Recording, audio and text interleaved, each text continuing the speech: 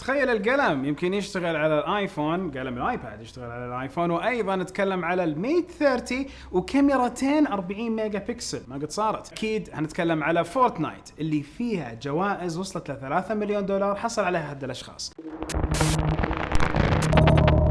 السلام عليكم ورحمة الله وبركاته، أخوكم فيصل السيف وحلقة جديدة من علوم والتقنية من أول بأول. ببدأها بأول خبر، أكيد فورتنايت سوت بطولة، والبطولة استمرت أكثر من مدينة، وآخر البطولة الظاهر كانت في نيويورك، وهذه البطولة حصل أول فائز فيها على 3 مليون دولار. شاب عمره 16 سنة فاز بهالجائزة وأموره تمام وصار مليونير خلاص. الحين فورتنايت هاللعبة كيف تقدر تعطي جوائز مبالغ ضخمة؟ انت خلي في بالك انه المسابقة بحد ذاتها الجوائز كلها 30 مليون دولار واكثر، فانت تتكلم على شيء ضخم. فورتنايت زيها زي ببجي، زي ايبكس، هذه الالعاب تولد الكثير من الارباح من خلال مو اللعبة نفسها، من خلال الاشياء اللي تبيعها خلال اللعبه لاستخدامها اللاعبين. يعني هالادمي وده يحصل على ملابس لون غير، فيروح يشتري من متجر اللعبه ملابس، وتخيلوا من شراء الملابس ومن شراء بعض الاسلحه المخصصه لهذه اللعبه وبعض الستايلات والالوان والملابس الحصريه اللي بعضها يربط باجهزه زي ما صار في الجالكسي، تخيلوا انها تجيب ارباح هذه اللعبه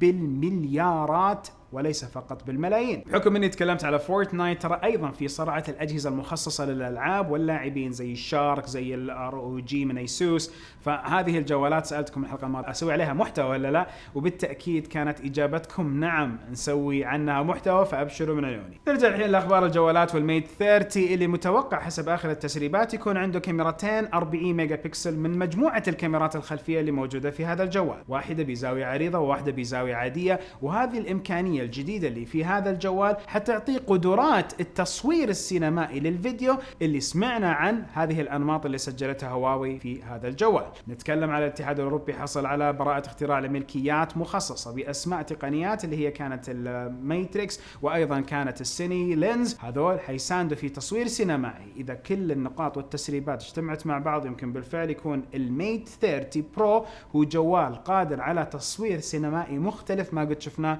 في جوالات من قبل. هواوي بترجع بقوة ولا لا؟ ما ندري، شوف متفائلين والله يسر. تسريب يوضح انه جوال الجالكسي A90 حيجي بقدرات ال 5G، وهذا الشيء اللي ايضا حيكون مميز في هذا الجوال. طبعا احنا كنا متشوقين لجوالين من سامسونج من سلسله ال A90 وال A100. ال A100 كان المتوقع يعلن عنه بمؤتمر النوت، ان شاء الله حتشوفوا الاخبار من هذا المؤتمر على الشبكات بشكل مباشر يوم الاربعاء باذن واحد احد. ولكن ارجع لسالفه ال A90، يمكن يكون احد الاشياء المميزه في ال 5G حسب التسريب. مع هذه الامكانيات يمكن مو الكثير بيستانسوا من هذا الجهاز، لانه شفنا السلسله حقت الاي مره ممتازه، ولكن اصلا ما في شبكات 5G منتشره في العالم العربي ومنتشره عالميا، فبالتالي ما حنستفيد كثير من الاي 90. فاذا سووا نسخه ما فيها 5G هنا يمكن يكون شيء حميد، ولكن ما شفنا تصريح بالشكل او تسريب يوضح لنا شكل نهائي للاي 90. ننتظر ونشوف. والاي 100 ترى المفروض انهم كنسلوا ما حيطلع في المؤتمر، ولكن برضو الا ما يكون في مفاجاه ضخمه من سامسونج في مؤتمر النوت. سالتكم في الحلقه الماضيه تثق في خدمات سحابيه، خدمات كلاود محليه او دوليه، واكثركم جاوب انه دوليه تكون، فهذا الشيء نوعا ما يخوف انه انت تثق في خدمات السحابيه الدوليه. طيب لو صار مشاكل على خطوط الانترنت وهذا، طيب شو تضبط بوضعك؟ وعلى فكره مصطلح الخدمات السحابيه خادع شوي، اللي تبيها هي موجوده عندك، ولكن الاشياء السحابيه بعيده موجوده في اماكن ثانيه، على عكس الواقع. الخدمات السحابيه او زي ما ذكرت الحلقه الماضيه خدمات الكلاود، هذه الخدمات المفروض انها موجوده عندك محليا تقدر تستخدمها، او تعتمد على مزودين خارج البلد عندهم نفس هذه الخدمات، خدمات الكلاود. وانت لو اعتمدت على خدمات الكلاود المحليه فانت قاعد تضبط امورك بالمسافه، المسافه اقل، ارتداد المعلومات مره ممتاز، وما قاعد تعتمد على خدمات دوليه في خطوط بحريه ومخطوط بحريه وغيرها من الامور اللي ايضا اصلا اكثر الشركات دوليا يعتمدوا على خدمات امازون حقتهم اللي هي امازون ويب سيرفيسز او كلاود سيرفيسز، وايضا نتكلم على اجر وخدمات مايكروسوفت السحابيه. فاحنا نتكلم على كلاود محلي، شيء افضل. وهنا اقدر اقول لكم انه احد الخيارات اللي موجوده ايضا عندنا محليا اسمها STC كلاود. نفس STC قطاع الاعمال عندهم شيء اسمه STC كلاود. هذه الخدمات تتيح لك انه يكون السيرفرات موجوده يا من الرياض يا من جده يا من الدمام، موجوده في المملكه.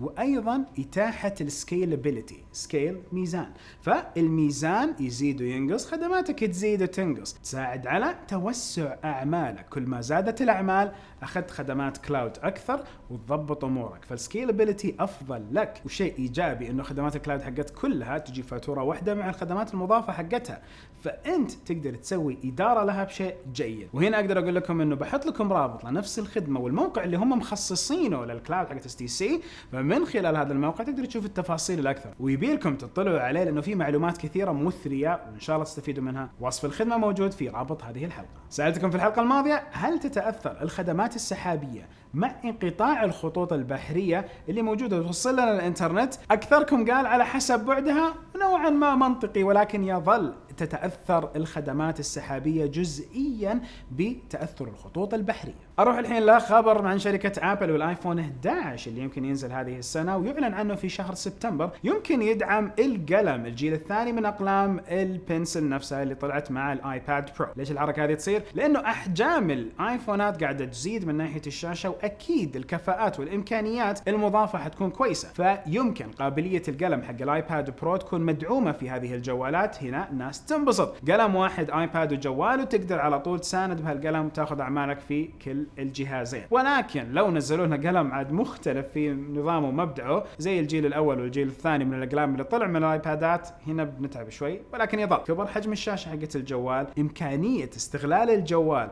بأعمال أخرى مع القلم شيء حسن. ونلاحظ سلسلة النوت إلى الحين حافظة على القلم، وهذا القلم قاعد يعطي بعض مستخدمين النوت ميزة إضافية مو عند غيره. وأختم أخبار الجوالات بين تيك توك، التطبيق اللي مسبب ربكة ترفيهية في كثير من قطاعات السوشيال ميديا، قاعد يفكر هذا التطبيق بأنه يطلع جوال ذكي، ينتج الجوال ذكي. الجوال الذكي مو متوقع أن يجي للأسواق الأمريكية، ولكن يكون مخصص للأسواق الصينية اللي فيها شعبية ضخمة للمنتج المحلي. وهنا يمكن تيك توك يكون أحد الناجحين في هذا الأمر، على عكس النجاح اللي ما صار مع فيسبوك لما قرروا أنه يسووا لهم جوال خاص فيهم والمشروع وقف. فهنا نقول أن تيك توك عندهم بلد فيها 1.5 مليار شخص يمكن يكون منهم مستخدمين، على عكس اللي موجودين حول العالم من فيسبوك وما لقوا لهم شعبية ضخمة. ويظل المبدأ يمكن ينجح شيء في بلد ما ينجح في بلد ثاني. انتقل الحين لشركة DJI، والمتوقع إعلان DJI Osmo موبايل 3 بزاوية أكبر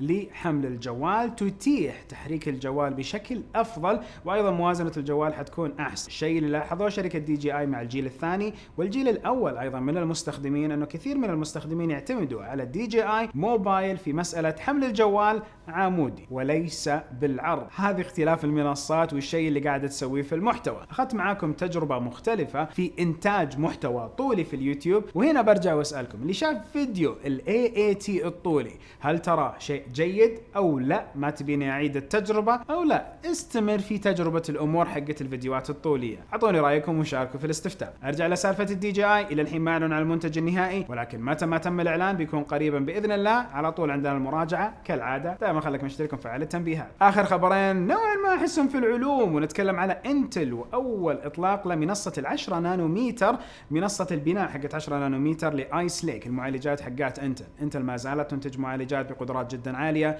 i5 i7 i9، والقدرات حقتها قاعدة تزيد، وأيضا الكفاءات تبنى. المعالجات وين موجودة؟ مو فقط في الأجهزة المحمولة واللابتوبات اللي احنا قاعدين نشوفها، في الخوادم، في السيرفرات، في أماكن جدا كثيرة حول العالم. وما زالت انتل أحد رواد صناعة المعالجات، وهالأمر مستمر. أما رواد صناعة المعالجات في الجوالات كما وأيضا كاسما، موجود عندكم كوالكوم سناب دراجون. كوالكوم هذه أحد السلسلات، أو الكوالكوم سناب دراجون. وأيضا موجود عندكم بالتأكيد الكيرن المنتج من شركة هواوي اللي له انتشار جدا عالمي، كون انه صاحبة المعالج هم هواوي اللي كمان تعطي له اونر اللي هي تابعة لهواوي. اخر شيء ختم به خبر من تويتر، وتويتر تقول لنا يا جماعة خليكم رايقين، خليكم مستانسين. في حملة دعائية جديدة تويتر قاعدة تقول تذكروا لما كان تويتر شيء فن كلنا قاعدين نستخدمه، شيء مسلي ومفرح، فخلونا نرجع لهذه الايام. تويتر وصل لمرحلة تشبع، وايضا وصل لمرحلة حرجة تصل لها جميع الشبكات الاجتماعية. اوكي شوفوا معي،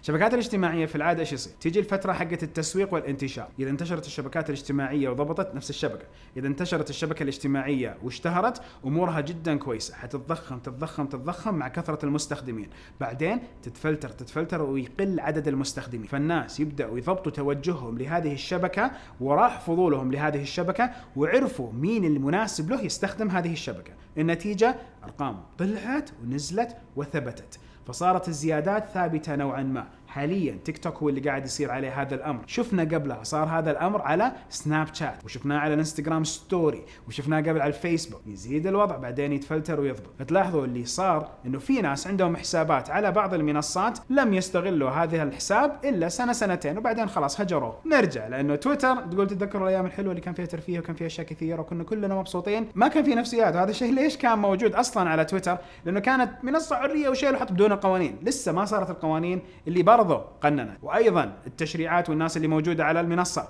قننت، وايضا كميه المنصات الاخرى المنافسه اللي جت اخذت حيز ترفيهي مرئي، اخذت حيز نقاشي كبير، اخذت حيز تسليه.